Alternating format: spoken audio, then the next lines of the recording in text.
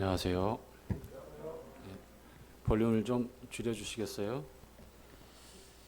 자, 출애굽기 20장 말씀 계속해서 함께 교제해야 오늘 끝날 수 있을 것 같습니다. 그렇죠? 네. 어, 해가 참 길어졌어요. 그렇죠? 지난주 화요일 날인가요? 하지 연내부 절기상 보니까. 그리고 그와 동시에 이제 또 시작된 장마철 때문에 굉장히 후덥지근한 날씨가 이제 시작됐는데 성도님들 여러 가지로 안으로 밖으로 이제 어려운 일들이 이제 많이 있는 시절을 살고 있습니다.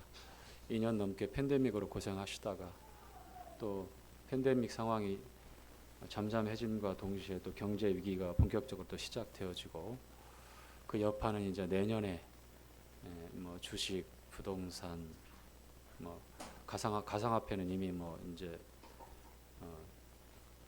큰 지금 위기 처해 있고 근데 저는 요즘 이제 그런 생각을 또 하고 제 판단이 옳았다고 이제 스스로 위로를 하는 게 크게 흘러가는 세상의 어떤 그 경제 놀이에 함몰되어서 뭐 잘 되겠지 하고서 옆에 있는 사람들의 그 어떤 삶의 라이프 스타일 그대로 답습하면서 빚을 내고 또 여기저기서 끌어서 말은 투자지만 투기였죠. 짧은 시간 안에 땀 흘리지 않고 쉽게 돈 벌려고 하는 어떤 그런 모든 그 시도들이 이제 이런 위기 앞에서 얼마나 그것이 더덥고 후회스러운 일들이었는지 하루하루 성실하게 주님이 주시는 분복을 누리며 살아간다고 하는 기본적인 그 성도의 삶이 우리가 회복해야 될 그러한 또 삶의 한 부분인 것 같기도 해요. 본격적인 어려움은 우리 성도님들이 참 불안한 마음이 있겠지만 내년에 또 시작됩니다. 벌써 물가 올라가고 이건 막을 수 없는 그런 상황이 지금 몰려오고 있습니다. 일명 회색 코뿔소가 돌진해 온다고 그래요. 세 가지 악재가 겹쳐서 오고 있는데 그동안에 거의 0% 가까운 금리였기 때문에 이런저런 많은 시도들이 있었는데 물론 이제 여러 가지 경제적인 소득을 얻기 위해서 다양한 방법이 있지만 그럼에도 불구하고 중심에 있어서 내 이마에 땀이 흘리기 전에는 식물을 먹지 못할 것이다라고 하셨던 그 주님의 말씀의 그 원리대로 모든 부분에 내가 수고한 만큼 분수에 지나치게 욕심을 내는 것 그것이 탐욕이잖아요. 그렇죠? 그것은 곧 우상숭배라고 그랬고요. 그런데 현대에 탐욕을 부리지 않고 사는 삶은 미련하다라고 하는 잘못된 그 인식이 팽배해져 있고 교회 안에 제 안에 여러분 안에도 그게 어둡게 그리고 깊게 뿌리내려 있다는 사실이 지금 배금주의 사상 거기에 붙잡혀 사는 현대인의 아주 단면이라고 보여집니다. 이런 시행착오를 겪고 또 어려움을 겪는 그러한 분들도 계시겠지만 지금도 마찬가지고 앞으로도 마찬가지고 어느 때고 간에 하나님께서 말씀하신 삶의 원리와 그 내용을 우리가 그 중심으로 해서 주변에 이 세대를 본받지 말라고 했을 때는 우리 중고등부 학생들에게 패션이나 어떤 사회 흐름의 어떤 트렌드를 따라가고 하는 유행에 민감한 그런 걸로만 이렇게 얘기를 하고 적용을 하는데 그렇지 않습니다. 정말 정작 중요한 거 삶의 방식에 있어서도 우리가 직업을 갖고 성실하게 내가 해야 될 일들을 책임감 있게 하는 것들은 정말 중요한데 그런데 그 삶의 방법들 넘어서 짧은 시간에 쉽게 땀 흘리지 않고 수익을 창출하려고 하는 그런 유혹이 여기저기서 많이 있잖아요. 그럴 때 조심해야 되는 것이죠. 잠깐 동안 수익을 얻었는데 그것이 빌미가 되어서 규모를 키우고 하다가 이제 걷잡을 수 없고 돌이킬 수 없는 큰 손해를 안게 되는 경우가 있고요. 교회 아마 성도님들 가운데도 여러 이제 다양한 상황이 있으니까 지금 연말까지 계속해서 이제 금리가 올라가고 금리가 올라감에 따라서 가장 이제 걱정되는 게 이제 대출 받아서 집을 구입했거나 서울 시내에서는 대출 받지 않으면 집 구하기가 거의 불가능하잖아요. 하다못해 전세를 살아야 되는 형편이 되어도 절반 이상을 대출 받아야 되는 좀 깨끗하고 안락한 데서 그렇게 우리가 주거를 할 수 있는 그런 문화가 상황이 되었기 때문에 이 이제 적은 금액이면 모르지만 억대, 수억대 넘어갈 때는 상당한 부담으로 이제 오게 될 것이다. 금리가 연말까지는 최소 3%까지는 올라갈 건데 그 3%가 한국은행 기준금리라면 이제 일반 우리가 은행에서 대출 받을 때는 거기 한 2배 이상이 올라간다고 보시면 돼요. 그렇게 따져서 계산해서. 그런데 정작 그런 어려움은 우리가 이제 시작인데 내년에 본격적으로 그것을 온몸으로 우리가 이제 경험하게 될 텐데 혼란이 최소화되기를 바라고 우리 성도님들 가운데 이런 문제들로 믿음에서 떠나는 그런 어려운 일들이 생기지 않기를 바라고 있습니다. 나의 선택에 대한 책임도 내가 끝까지 잘 져야 되겠지만 그러나 또 주님께서 피할 길과 또 감내하고 헤쳐나갈 길을 또 주실 것이고 그리고 어떠한 것은 손해를 다 감당하고 또 다시 시작해야 되는 그래서 내 평생의 뼈저린 교훈을 또 다시 한번 받게 되는 그러한 일들도 있을 것이고 그러한 가정이나 그러한 우리 형제자매님들 개인적인 분들도 있을 것입니다. 다행스럽게 하나님 말씀에 있는 대로 빚지지 말라고 한 대로 사신 분들은 뭐 아직 마음이 편할 거예요. 저처럼 사랑의 빚 외에는 지지 말라고 하는데 근데 가만히 보니까 사랑의 빚도 잘 안 지는 것 같은데 제가 좀 사랑의 빚을 지려고 하는데 저한테 제가 좀 채무자가 좀 돼보려고 하는데 절대 빚을 안 주더라고요. 제가 그동안 사랑의 빚을 좀 지려고 여기저기 좀 뿌렸어야 되는데 잘 못한 것 같습니다. 아무쪼록 말씀 시간에 서두에 이런 무거운 부분인 것 같은데 근데 이게 경제라고 하는 것은 우리 일상의 실제거든요. 우리의 삶에 눈 뜨고서 딱 시작하는 직장 출근하기 위해서 시작하는 그 시간 시작부터 나머지까지 그리고 주 5일 근무하고 토요일 날 쉬고 일요일 날 쉰다고 하지만 그 쉬는 것조차도 연장이잖아요. 경제의 모든 연장이잖아요. 그래서 이 경제 문제에 함몰되고 발목이 잡혀 있고 어려움을 당하면 믿음 생활, 신앙 생활, 모임 생활 정말 어려워집니다. 그래서 성경이 말씀하고 있는 내용들 사실 이런 부분에 있어서 어떤 경제학과를 전공한 어떤 형제님이 나와서 쫙 설명하고 그러면 좋겠지만 그 형제님이 그 또 지체가 성경적인 그 소득의 원리, 경제의 원리를 좀 누구보다도 좀 밝게 해서 저처럼 이렇게 보수적으로 욕심 부리지 말고 분복에 대해서 감사하시고 하루하루 최선을 다해서 성실하게 사십시오. 지나친 분수에 지나친 수고하지도 않은 데서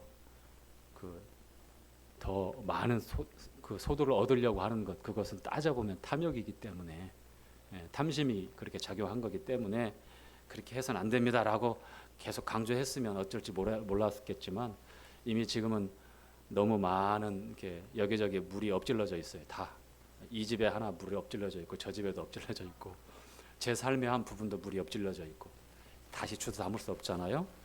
고스란히 오는 그 리스크는 우리가 다 고스란히 내가 감당을 해야 되고 그 감당하는 과정이 잘 인내하고 그리고 그 기간이 얼마일지 모르지만 그 기간 내내 하나님 앞에 우리가 잃어버렸던 것들 정말 작은 것에 감사하고 정말 중요한 것들을 하나 둘 내가 소홀히 여겼던 것들을 찾고 다시 회복할 수 있다면 오히려 전화위복이 되고 나에게 마이너스가 되고 리스크가 됐던 그것들이 오히려 주님을 더 바라보고 의지할 수 있는 더 믿음으로 살아갈 수 있는 성도의 올바른 이제 회복되는 삶이라고 하면 그것이 오히려 축복이 된다고 하는 것.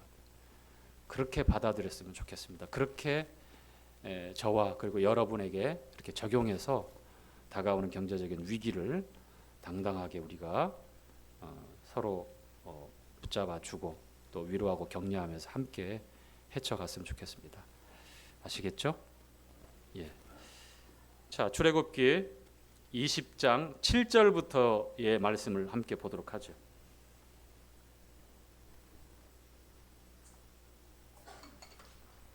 우리는 지난번에 1계명, 2계명 나 외에 다른 신을 내게 두지 말지니라 하늘에 있는 것이나 땅에 있는 것이나 바다에 있는 물속에 있는 아무 형상이라도 만들지 말고 그 형상에 경배하지 말라 우상 숭배하지 말라고 하는 이 두 가지 계명을 통해서 우리 삶의 은혜 시대의 새 언약을 따라서 그리스도인으로 살아가는 우리에게 이 하나님의 십계명의 두 계명을 어떻게 적용하고 어떻게 분별할 것인가 이렇게 교제했습니다. 자, 두 번째 시간으로 제 3계명과 4계명 내용을 보게 될 텐데요. 자, 7절 말씀 3계명 무슨 내용인지 한번 보도록 하지요. 자, 7절 너는 시작 너는 너의 하나님 여호와의 이름을 망령되이 일컫지 말라.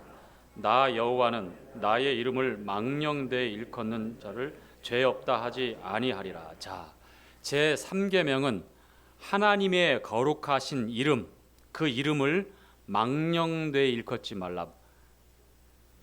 자, 이 3계명입니다. 자, 구약에 우리에게 계시해 주고 있는 하나님의 이름이 나오지요. 그렇죠? 신약에 우리 주님의 이름이 분명하게 밝히 나와 있습니다. 우리 주님께서 부활하시고 승천하실 때에 제자들에게 지상 대명령을 이제 말씀하실 때 마태복음 28장 19절에 나오는데 아버지와 아들과 성령의 이름으로, 자, 아버지의 이름, 아들의 이름, 성령의 이름, 아버지와 아들과 성령의 이름으로 침례를 줄 것을 말씀하고 있습니다. 자, 우리가 미국 드라마나 넷플릭스에서 한참 좀 핫한 그런 그 인기 있는 영어로 이렇게 대사를 하고 있는 드라마를 보다가 여러분들이 가끔가다 듣게 되는 그런 그 대사가 있을까요? Jesus Christ. 어떨 때 그 대사가 나옵니까? 놀랐을 때만 나옵니까? 어이없을 때, 특히 제기랄, 이런 식으로 우리나라 말로 번역할 때 그 말을 써요. 언제부터 썼을까요? 얼마 안 돼요. 한 10여 년 됐나요? 우리 미드 잘 보는 우리 저기 형제자매님들, 청년들 기억을 더듬어 봐요. 아니면 4050 세대 우리 비교적 우리 세대 형제자매님들 깜짝 놀랐어요. 그리고 이러한 것들을 보고 듣고 하면서 분별이 잘 안 되어졌을 때 우리 자신도 나도 모르게 오 마이 갓 하는 것처럼 지저스 크라이스트 제 얘기를 이런 때에 한국 사람임에도 불구하고 그렇게 사용을 하더라고요. 세상의 문화를 통해도 미디어를 통해서 이처럼 존귀하신 신기하고 위대하고 놀랍고 보배롭고 권세 있는 그 거룩한 하나님의 이름이 업신여김을 당하는 망령되 일컫는 세대에 우리가 살고 있어요. 지금부터 3500년 전에 이스라엘 백성들에게 시내산에서 현현하신 하나님께서 그 어떤 누구에게도 계시하지 않은 그 하나님의 거룩한 이름을 망령되 일컫지 말 것을 10계명 중에 제3계명에 그렇게 명령하고 계십니다. 왜 하나님의 이름이 망령되 일컬음을 받아서는 안 되며 하나님의 거룩한 이름이 그렇게 가볍게 우리 사람들의 입에 오르내리며 사용되지 말아야 될 상황에서 그렇게 쉽게 사용되어지는가? 저는 그걸 가리켜서 짓거려진다라고 제가 좀 이렇게 거칠게 표현하겠습니다. 왜 사람들의 입에서 그렇게 노골적인 언사를 통해서 우리 주님의 존귀하신 이름이 회방을 받아야 되는지 알고 있어요. 우리 주님께서, 하나님께서 알고 있어요. 사람 안에 부패한 머리끝부터 발끝까지 전적으로 타락하고 부패해서 어떻게 해볼 방법이 없는 우리 인생의 본질을 잘 알고 계십니다. 이스라엘 백성들이라고 예외가 아닙니다.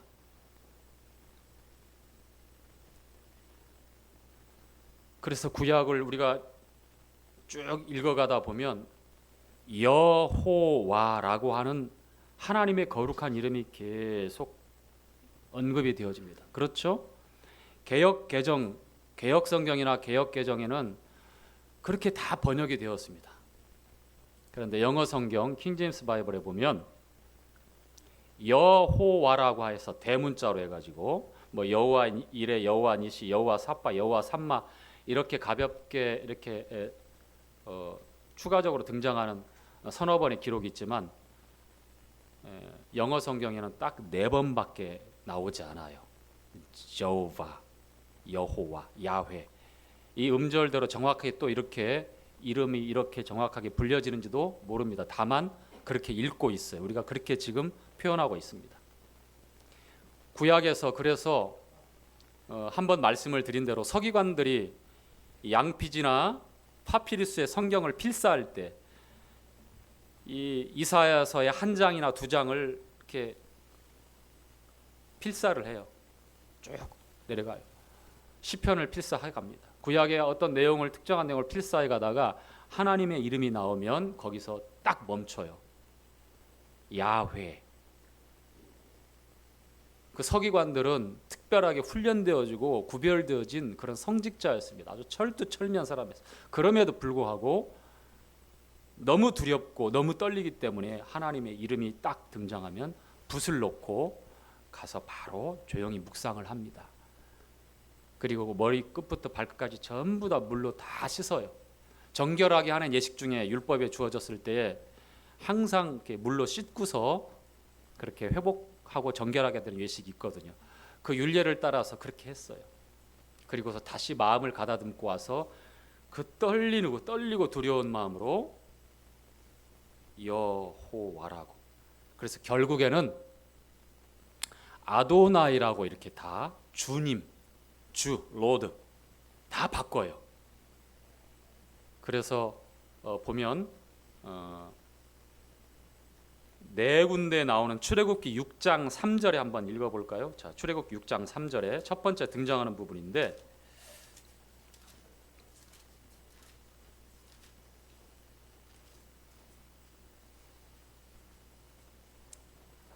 모세가 이제 이렇게 주님께 묻게 되는 내용인데요. 그 이름을 모르기 때문에. 자, 출애굽기 6장 3절 한번 읽지요. 하나님이 시작. 여호와. 제가 지금 제가 죄송합니다. 지금 노안이 와가지고 작은 게 안 보였습니다. 자, 내가 아브라함과 시작. 내가 아브라함과 이삭과 야곱에게 전능의 하나님으로 나타났으나 나의 이름 여호와로는 그들에게 알리지 아니하였고. 자, 아브라함, 이삭, 야곱도 몰랐어요. 왜냐하면 하나님이 가르쳐 주지 않았기 때문에. 전능하신 올마이티가 전능하신 하나님으로는 나타나고 가르쳐 주셨지만 이 여호와라고 하는 이름으로는 알려지지 않습니다. 비로소 모세가 물어볼 때에 이렇게 모세에게 계시해서 알려주셨고요. 또 시편 83편 18절에 동일하게 여호와라고 하는 이름이 나오고요. 그 다음에 이사야서에 2번 언급이 되어집니다. 12장 2절과 이사야서 26장 4절에 이렇게 2번 언급돼요.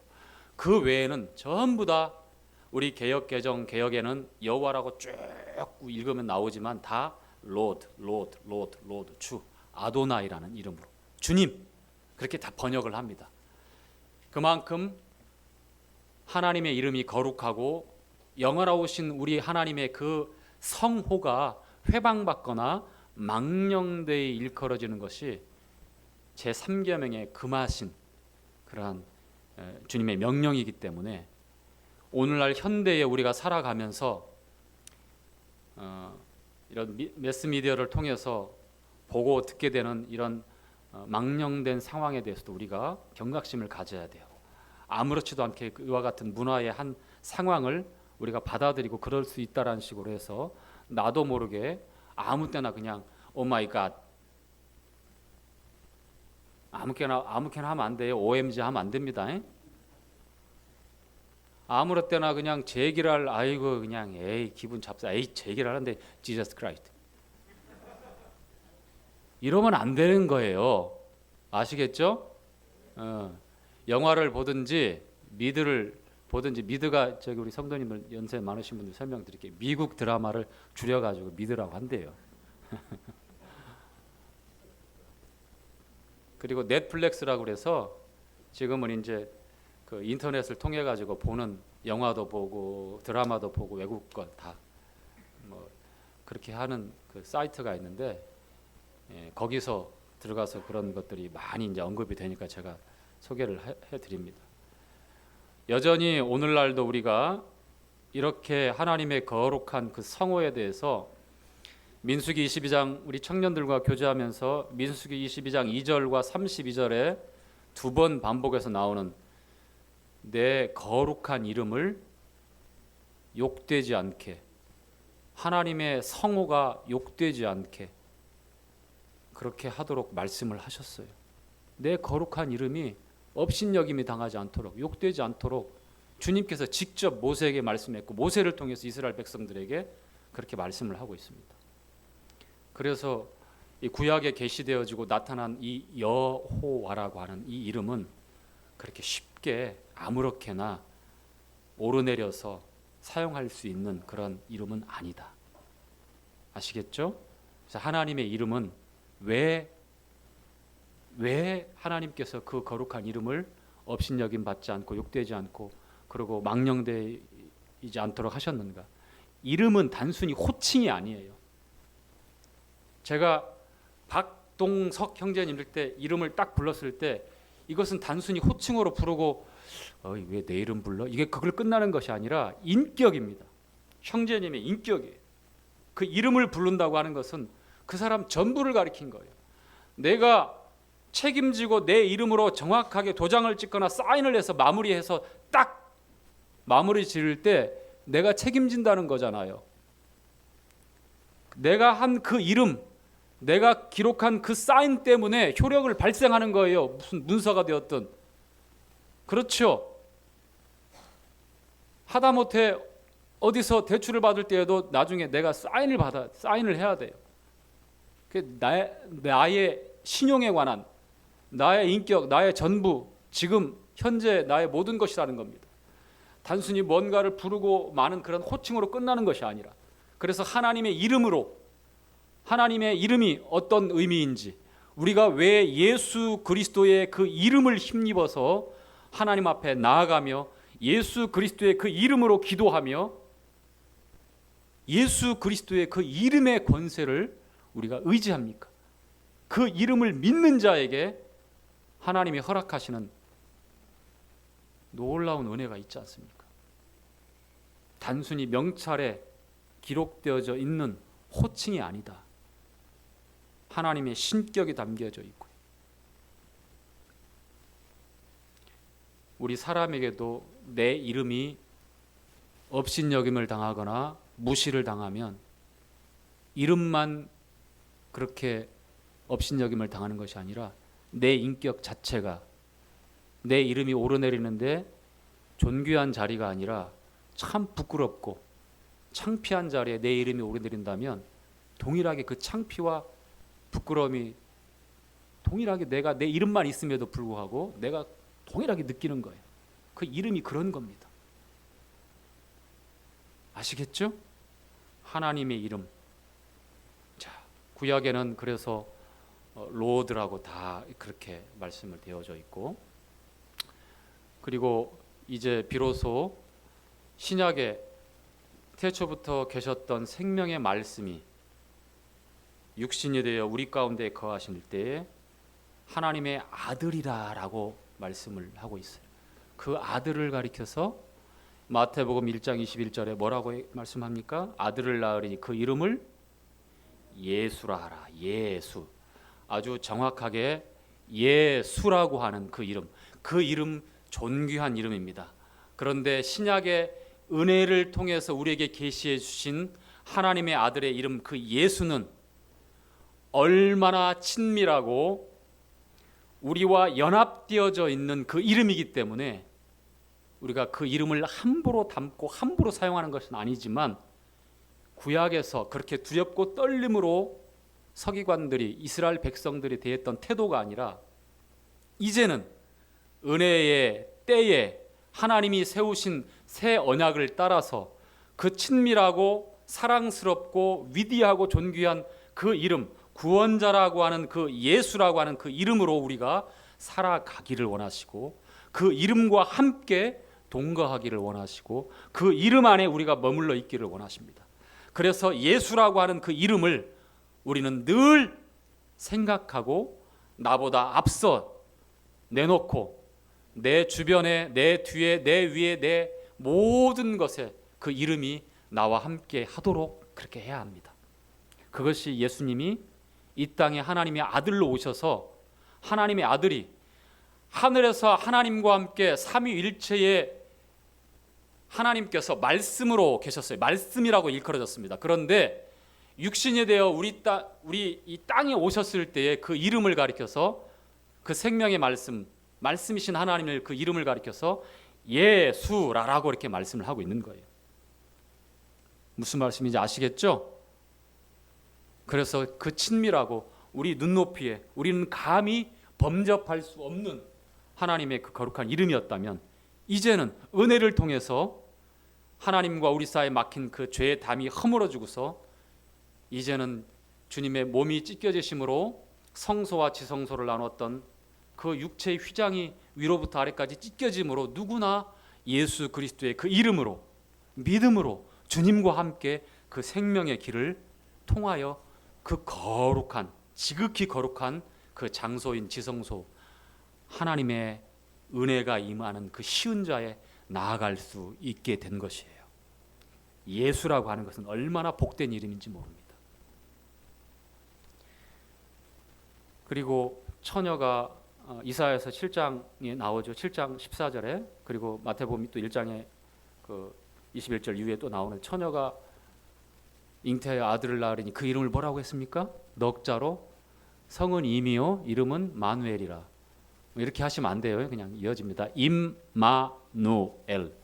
자, 임마누엘 이름이 무슨 의미죠? 하나님이 우리와 함께 하신다. 즉 예수 그리스도의 오심은 하나님이 우리와 함께 하시기 위해서 오셨다라고 하는 말씀이에요. 유대인들은요 도무지 이것을 용납할 수 없고 이해할 수 없었던 거예요. 유일하게 하나님 한 분밖에 없다고 하는데 하나님의 아들이라고 하니까 하나님의 아들이라고 그렇게 표현할 때는 그 말은 곧 내가 하나님이다라는 표현이에요. 가족 개념에 있어서 아버지와 아들은 동등하게 생각하거든요. 유대인들의 가족 가계도에 있어서 우리는 아버지가 조금 어른이고 아들이 그 밑에고 아버지가 좀 높고 아들이 좀 낮고 그렇게 생각하잖아요. 그렇죠? 유교적인 사고방식이기 때문에. 근데 유대인의 가족관계에 있어서 아버지와 아들은 동등해요. 그래서 내가 하나님의 아들이다라고 주님이 말씀했을 때 유대인들이 돌을 들어서 치려고 했잖아요. 신성모독이라고. 자칭 사람이면서도 하나님이다라고 얘기한다라고. 요한복음 8장이 그렇게 기록되어 있습니다. 자, 얼마나 놀라운지 몰라요. 빌립도 요한복음 14장에 주님 우리에게 아버지를 보여주십시오 라고 이렇게 주님께 묻고 청하죠. 그렇죠? 그러자 우리 주님께서 뭐라고 말씀하십니까? 빌립아 아직까지 모르겠느냐? 나를 본 자는 아버지를 보았거늘 이렇게 말씀하시죠. 그렇죠? 즉 아들을 통해서 아버지를 나타내는 겁니다. 여기서 우리가 오해하면 안 돼요. 아들이 아버지다라는 게 아닙니다. 아버지가 아들 안에 아들 안에 아버지가 계신다. 즉 아들을 통해서 아버지를 나타내고 아버지를 증거하는 겁니다. 한 분이다라고 하는, 아버지와 말씀과 성령, 하늘에서 증거하는 이 세 분이 한 분이시다라고 말씀하시고, 아버지와 아들과 성령의 이름으로 했을 때 한 분, 한 분이에요. 각각의 위가 있지만 한 분으로 계셔요. 따로따로 세 분의 하나님이 계시는 게 아니라, 이거 삼신론인데 이거 잘못하면 큰일 납니다. 이단교리 나와요. 좀 혼동스럽지만 분명히 정리가 되어지는 거예요. 아버지가 아들이 되고 아들이 아버지가 될 수 있다라고 하는 건 양태론인데 이것도 위험한 겁니다. 아니에요. 각각의 신격이 있습니다. 아버지, 말씀, 성령, 아버지, 아들, 성령. 그러나 이 삼위가 한 분으로, 항상 한 분으로, 한 하나님으로 거하신다. 이것이 삼위일체예요. 그래서 예수님께서 빌립에게 나를 본 자는 아버지를 보았거늘. 이사야서 9장에 그분을 가리켜서 기묘자, 모사, 전능하신 하나님, 영존하시는 아버지, 평강의 왕이다 라고 이렇게 증거하고 있지 않습니까? 삼위일체가 아니면 설명이 안 되는 말씀들이에요. 이런 말씀들이. 그렇죠?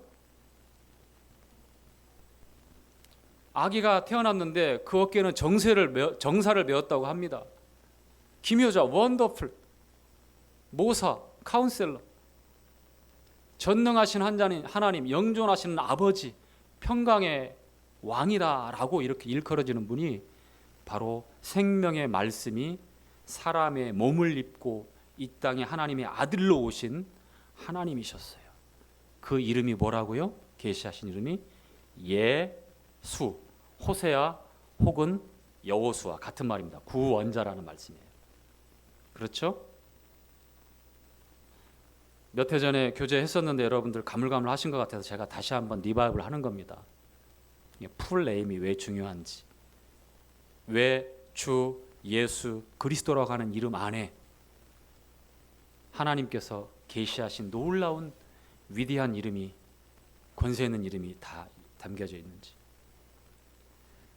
아버지와 아들과 성령의 이름으로 침례를 주고, 아버지의 이름은 그렇게 야훼, 로드로 바뀌었다고 치고, 아들의 이름은 예수 분명히 알겠는데 성령의 이름은 아무리 봐도 성경에 안 나와요. 성령은 이름이 없습니다. 성령은 예수님을 증거하기 위한, 증거하시는 분이에요. 예수님을 증거하고 예수님을 나타내기 위해서 사역하시는 삼위 중에 한 분, 성령 하나님입니다. 하나님. 이름이 없습니다. 그런데 성령을 나타낼 때에 성경에서 보면은 주로 기름으로 상징적으로 나타냅니다. 그렇죠? 기름. 그리스도라는 말 있죠. 그리스도. 이게 성령의 사역을 나타내는 겁니다. 그리스도가 무슨 말이죠? 메시아라는 말이죠. 마시아, 구원자라는 뜻이에요. 그리스도라는 말이. 그래서 우리는 주님, 예수님, 그리스도 이렇게 다 불러요. 다 유효한 이름이고 다 같은 겁니다. 같은 의미를 담고 있어요. 그런데 각각의 이름의 뜻에 나타나고 있는 의미가 있기 때문에 한 번 더 말씀을 드린 겁니다. 그리스도는 성령의 사역을 나타내는 기름 부음, 즉 그리스도라는 말은 메시아라는 말인데 기름 부음 받은 자라는 뜻이잖아요. 왕과 제사장과 선지자를 구약에 세울 때에 기름 부어서 따로 구별해서 하나님 앞에 그렇게 세웁니다. 오늘날 성령의 기름 부음이 어디에 있습니까? 우리 주님이 침례 받으실 때에, 요단강에서 올라오실 때에 성령이 비둘기처럼 내려오시면서 주님 안에 그 기름 부음이 무엇이다라는 것을 가르쳐 주셨습니다. 아버지와 아들과 성령이 동일하게 사역하시는 내용이 주님이 요단강에서 침례 받고 올라오실 때에 나타나시면서 증거하셨습니다. 역시 성령의 사역을 통해서 우리 주님이 그리스도라, 예수가 그리스도라고 하는 사실을 증거했습니다.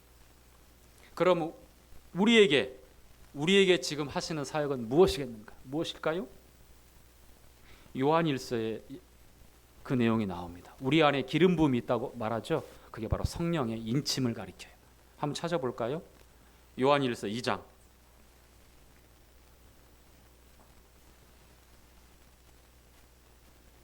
20절.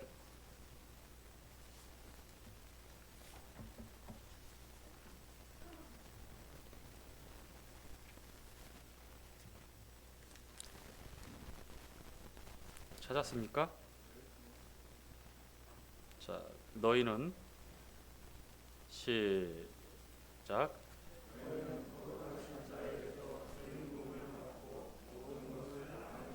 자, 거룩하신 자에게서 무엇을 받았다고 말씀합니까? 기름 부음, 성령의 인침입니다. 그렇죠? 예수님을 믿는다고 하는 것은 바로 기름 부음을 받았다라고 하는 표현이고요. 거듭났다고 하는 것, 성령으로 우리의 영이 태어난 것이 바로 거듭났다라고 하는 겁니다. 위로부터, 하늘로부터 태어난 것을 가리킵니다. 이것이 바로 기름 부음, 기름, 거룩하신 자에게서 기름 부음 받았다고 말하는 것. 이게 성령의 사역입니다. 기름 부음에 27절에도 동일하게 또 기름 부음이 무엇인지 말씀을 하고 있습니다. 그래서 이제 우리에게 이제 밝히 드러난 보배롭고 위대하고 권세 있는 그 이름, 풀 네임으로 주 예수 그리스도라고 하는 이 이름이 바로 아버지와 아들과 성령의 이름으로라고 하는 그 이름을 다 담고 있는 거예요. 구약의 여호와라고 딱 4번 언급하고 있는 저호바, 그 거룩하고 거룩한 그 이름이 아도나이라고 하는 주님으로 그렇게 불려진다면 다 주. 신약의 하나님의 생명의 말씀이신 하나님과 함께 계셨던 그 하나님이신 말씀이 육신이 되어 우리 가운데 하나님의 아들로 오셨을 때 그 이름을 예수라고 하는 분명한 은혜의 이름을 우리에게 주셨고, 또한 그리스도라고 하는 우리 주님을 나타내고 메시아를 나타내고 사역을 나타내지만 바로 성령의 사역을 나타냅니다. 성령은 이름이 없지요. 그 사역을 나타냅니다. 그래서 그리스도는 바로 성령과 연관된 사역으로 우리가 분별을 합니다. 그래서 풀 네임 주 예수 그리스도 안에 우리 주님께서 그렇게 말씀하고 있는 내용들 우리가 이렇게 분별해서 하나님의 명령과 우리 주님의 명령을 따라서 그 이름으로 우리가 함께 합니다. 그 이름, 거룩한 그 이름으로 기도하고요. 그 이름을 따라 믿음으로 나와서 하나님께 예배를 드리고요. 그 이름과 함께 우리가 믿음으로 살아갑니다. 아시겠죠? 그래서 할 수 있는 한 주님 다 맞아요. 주님의 이름으로 기도드립니다. 맞아요. 예수님의 이름으로 기도드립니다. 맞아요. 그리스도의 이름으로 다 동일하게 맞는데 여러분들이 하실 수 있고 그렇게 해야 되는 것은 지금 말씀 교제를 했으니까 이제 풀 네임으로 하나님의 이름이 얼마나 영화롭고 거룩한 이름인지 그 성호가 영광 받으실 수 있도록 풀 네임 주 예수 그리스도 그 이름으로 기도하고 예배드리고 감사드리는 겁니다. 아시겠죠? 우리 주님께서 아버지와 아들과 성령의 이름으로 침례를 주라고 했을 때에 우리는 한자 표현으로 성부, 성자, 성령의 이름으로 침례를 베풀겠습니다 이렇게 하지만 정확하게 이제 주 예수 그리스도의 이름으로 침례를 베풉니다라고 이렇게 분별을 할 수 있는 것입니다. 자, 그래서 주님의 이름은 우리 시대에도 십계명을 주실 때 이스라엘 백성들에게만 그렇게 경외감을 가지고 그 존귀한 이름으로 알고 끝나는 것이 아니라 여전히 우리 시대에도 동일하게 변하지 않습니다. 그러나 달라진 것은 무엇이냐? 이제는 하나님의 은혜의 법을 따라 이 은혜의 때 우리가 하나님께 나아갈 수 있는 길, 성직을 세습하는 레위 지파의 특별히 구별된 제사장 가운데에 1년에 1차씩 대제사장만이 그것도 피 없이는 안 되는 7월 10일 날 들어가는 대속죄일에 두려운 마음으로 그 바람 한 점 들어갈 수 없는 휘장을 거치고 지성소에 들어갔다면 생명을 담보할 수 없었어요. 아무리 제사장이라 할지라도. 그래서 허리에 줄을 메고 들어가고 딸랑딸랑 소리 나는 석류방울이 제사장의 의복 가운데 있는 겁니다. 그 소리가 들려야 돼. 복음 소리가 나야 됩니다. 아, 하나님이 연락하시고 계시구나. 미동이 없고 움직임 없고 소리 없으면 그 줄을 잡아서 끄집어 당겨야 돼. 아무도 들어갈 수가 없어요. 거룩한 곳에. 그만큼 두려운 그런 그 주님의 거룩함이잖아요. 그런데 우리 주님이 그 육체를 찢겨지고 지성소 가운데 휘장이 찢겨지고, 그것은 상징적으로 우리에게 무엇을 의미합니까? 이제는 예수 그리스도, 주 예수 그리스도를 통해서 하나님께 이르는 그 생명의 길을 저도 여러분도 그 누구도 믿음으로 누구나 차별이 없이 두려움 없이 의와 성결 가운데 나아갈 수 있다고 하는 거예요. 그것이 은혜의 호의며, 우리가 예배 드릴 때에도 그와 같은 믿음으로 주 예수 그리스도의 이름으로 감사하며 예배드리며 경배를 드리는 것입니다. 제3계명, 여호와 이름을 망령되이 일컫는 그와 같은 일들은 우리가 삼가해야 되고, 그리고 오늘날 이와 같은 주님의 보배로운 이름이 업신여김을 당하는 잘못된 상황에 대해서 분개하고, 우리가 분별 없이 우리 입에 오르내리는 그러한 누를 범하지 않기를 바랍니다. 아시겠죠? 예. 4계명은 다음에 하겠습니다. 오늘은 3계명까지 교제하고 마치도록 하겠습니다.